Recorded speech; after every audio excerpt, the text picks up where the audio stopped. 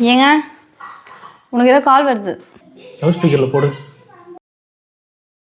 Hello மச்சி, நான் தான் ராஜு பேசுகிறேன். எப்படி இருக்க? நான் நல்லா இருக்கேன். நல்லா இருந்தா சந்தோஷம்.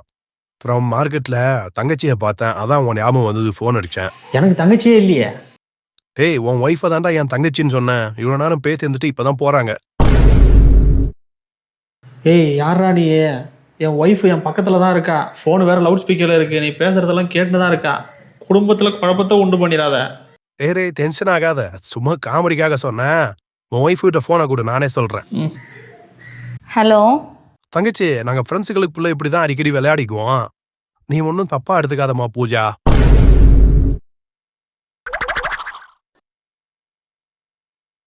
டேய் யார் தாண்டா நீ?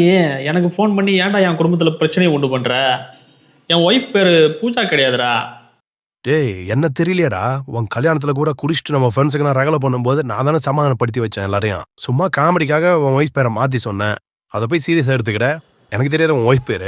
உன் ஒய்ஃப் பேர் ரோஜா தானே? டேய் உனக்கு என்ன பேரை மறக்கிற வியாதியா என்ன?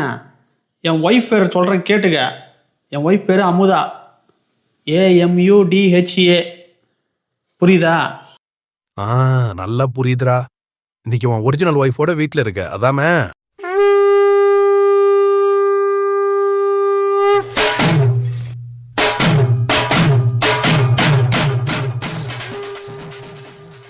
ஃபோன் பண்ணது எவனே தெரியலையே.